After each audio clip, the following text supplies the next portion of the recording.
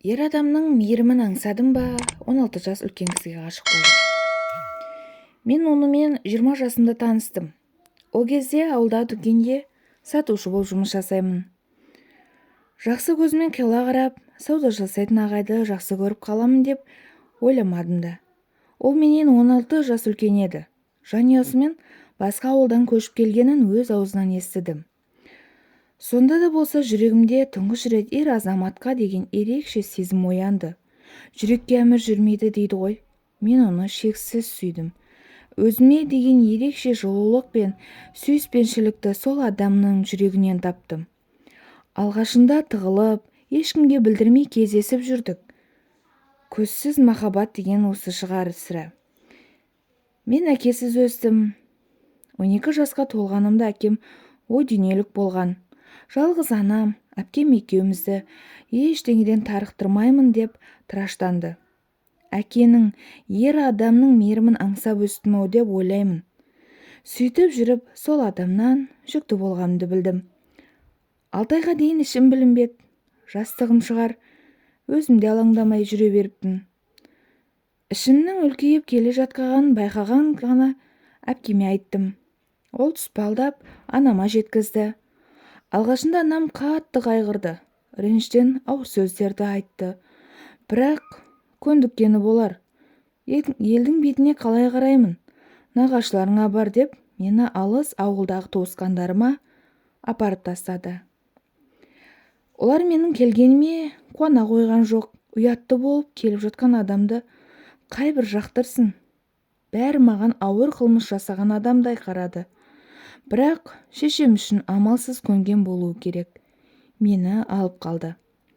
Әйтсе де қызымды босанар кезде өз ауылыма оралдым. Қызымның әкесі мені ауруханадан шығарып аларда бірге болды.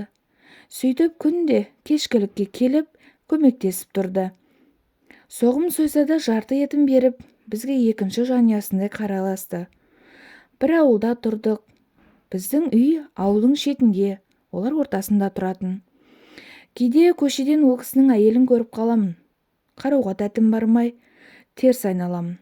Ол кісі де сұңғыла адам болу керек.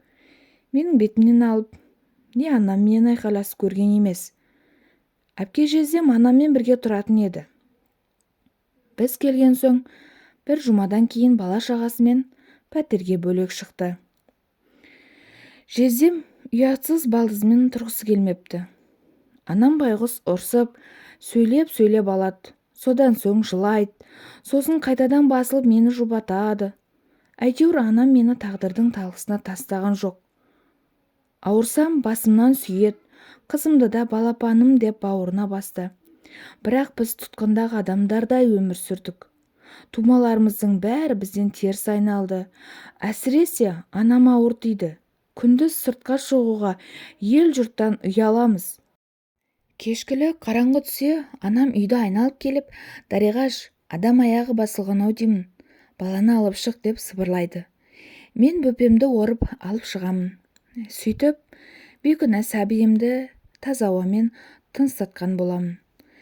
Дүниеге әкелген сәбиің үшін өзіңнен өзің ұялу, айналадан қымсынып өмір сүрудің нағыз азап екенін мен сонда түсіндім. Әйтеуір оңай болған жоқ. Үлкен қызым 2-ден асқан шақта сүйген адамымен жасырын кездесуімді қайта бастадым. Сезім еркіме қаратпады. Оны жақсы көргенім соншалық, оның әрбір сөзінің алдында дәрменсіз болдым. Алайда бұл жасырын кездесуіміздің соңы тағы да көңілсіз аяқталды. Мен 2-ші рет ана болатынымды білдім. Бірден баланы алдыртып тастамақ болып, тастай бекіндім. Бірақ ол «мен саған үйленемін, баланы алдырма» деп кесіп айтты. Ауыл елдің сөзінен қашып мені Оралда тұратын апасының үйіне әкеліп тастады. Олар менде туысындай араласты. Сөйтіп 2-ші қызым жарық дүние есігін ашты. Әкелері келіп 2 бөлмелі үйді 4 айға жалдап, қаражатын тастап ауылына кетті. Мен 2 қызымды құшақтап, оны күтіп қала бердім. Содан жаңа жыл мерекесінде келгенінде одан «қашан қосыламыз» деп сұрадым. ол кібіртіктеп қипалақтап, ренжіме, мен отбасымды тастай алмаймын деп қарап тұр. Онда неге өтірік айтасың? Сен маған үйленемін дегесін, екінші қызымды дүниеге әкелдім ғой деп едім. Ол сенің өзге біреуге кеткеніңді қаламаймын. Сондықтан солай айттым деп жауап берді. Сол күні біз ренжісіп қоштастық. Ол сол кеткеннен көпке оралмады. Біраз уақыттан соң қайтып келді. Үндеместен кіргіздім. Үйлену жайлы әңгіме айтылған жоқ. Бәлкім менің орнымда өзінің дегеніне жетпей қоймайтын адам болса, басқаша болар ма еді деп те ойлаймын. Өзінің кінәсін жеңілдеткісі келгені болар. Саған басыңа баспана алып берейін, 2 қызбен қайда барасың? Деп жатақханадан бір бөлме сатып алып берді. Ақшасын төлеп, мені колледжде сырттай оқытты. Қолыма қомақты қаражат беріп, бизнесіңді аша қой, ешкімді тәуелді болма, қыздарым мұқтаждық көрмесін, деп қамқорлық көрсетті. Ол үнем ауылда, қалаға сапармен келген кездерінде ғана соғады. Сөйтіп 2 жылдай уақытта өтті. Бірақ мен мағынасыз кездесулерден шаршадым. Оның келгеніне қыздармен қатты қуанамыз. Бірақ шығарып салу өте қиын еді. Ол кетерде бәріміздің көңіл күйіміз түсіп, бір түрлі болып қаламыз. Сондықтан енді бұлай кездеспей-ақ қояйық, сен өз отбасыңмен бол, дедім. Сөйтіп біздің романтикаға толы кездесулерімізге нүкте қойылған еді.